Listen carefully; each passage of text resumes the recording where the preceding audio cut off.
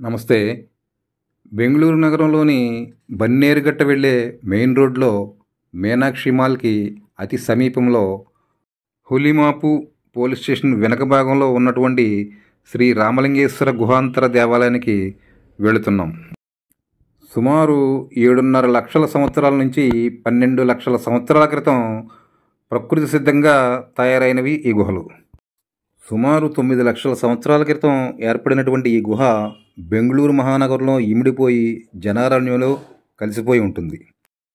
బెంగుళూరు మహానగరంలో ఈ అద్భుతమైన గుహ గురించి చాలా కొద్ది మందికి మాత్రమే తెలుసు. సుమారు 20,000 చదరపు అడుగుల విస్తీర్ణం, అంటే ఇంచుమించుగా అరెకరం స్థలం విస్తీర్ణం కలిగిన గుహ ఇది.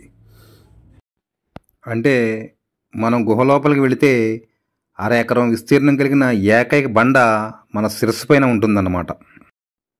ఒకప్పుడు ఈ ప్రాంతమంతా ఎగుడు దిగుడు గుట్టలతో మహావృక్షాలతో అరణ్యంగా ఉండేది.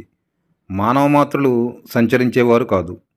ఈ గుహ ఉన్న ప్రాంతం మహావృక్షాలతో కలిసిపోయి ఉండటమే కాకుండా గుహ ప్రవేశ మార్గం కూడా కనిపించకుండా మట్టితో కప్పివేయబడి ఉండటం వల్ల సామాన్య మానవులకు కూడా ఈ గుహ గురించి ఏమాత్రం తెలియదు.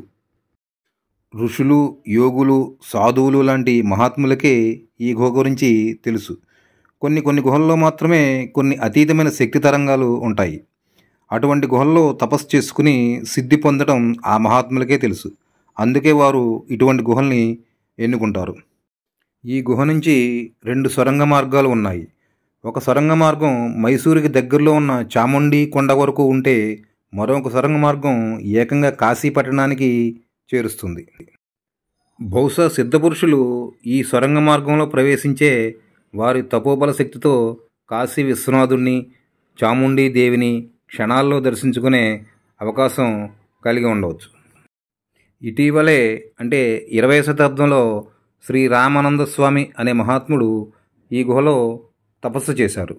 ఆయనకి బయట ప్రపంచంతో సంబంధం ఉండేది కాదు. ఆయన తపోదీక్షలో ఉండగా ఒక అశరీరవాణి ఆయన్ని ఇలా ఆదేశించింది: ఈ అపురూప పవిత్ర స్థలాన్ని పుణ్యక్షేత్రంగా మార్చవలసిన బాధ్యత తీసుకో. ఈ కలియుగంలో ప్రజల దర్శనానికి ఈ గుహ పవిత్ర స్థానం కాగలదు అని పలికింది. అశరీరవాణి వాక్కులకు చెల్లించిన శ్రీ రామానంద స్వామి, అమ్మా, నేను సర్వం త్యజించిన సన్యాసిని, నాపై ఇటువంటి భారం వేయటం తగునా అని ప్రశ్నించగా, దేవి, నాయనా, నీకు మరో వ్యక్తి వల్ల ఈ కార్యం సఫలీకృతం కానున్నది, కావున కార్యసాధన చేయమని వినిపించింది. ఇది జరిగిన కొన్ని రోజుల్లోనే ఈ మారుమూల గుహను వెతుక్కుంటూ మరియప్ప అనే సామాన్య వ్యక్తి శ్రీ రామానంద స్వామిని వారిని కలవటం జరిగింది. మరియప్పే అశరీరవాణి చెప్పిన వ్యక్తిగా భావించి శ్రీ రామానంద స్వామి వారు మరియప్పకి ఈ గుహ సామాన్య ప్రజలందరి దృష్టికి తీసుకొచ్చే ప్రయత్నం చెయ్యాలని చెప్పగా, మరియప్ప మరునాడు కొంతమంది అనుచరులను ఈ గుహ ప్రాంతాన్ని తీసుకొచ్చి మార్గం సరిచేస్తూ ఉండగా, ఒకనాడు గుహ సమీపంలో శివలింగం మరియు నందీశ్వరుడు వారికి లభ్యమయ్యాయి. శాస్త్రోక్తంగా శ్రీ రామానంద స్వామి వారి ఆధ్వర్యంలో శివలింగాన్ని, నందీశ్వరుని గుహ అంతర్భాగంలో ప్రతిష్ఠించారు. ప్రస్తుతం ఈ దేవాలయం ఆది చుంచునగిరి మహాసంస్థానం ఆధిపత్యంలో శ్రీ రామలింగేశ్వర గుహాంతర దేవాలయంగా విరాజిల్లుతుంది. శివరాత్రి, కార్తీక మాసం పూజలు, శ్రీరామనవమి, దేవీ పూజ వంటి అనేక పూజా కార్యక్రమాలు ఘనంగా నిర్వహిస్తారు. తప్పనిసరిగా దర్శించుకోవలసిన దేవాలయం ఇది.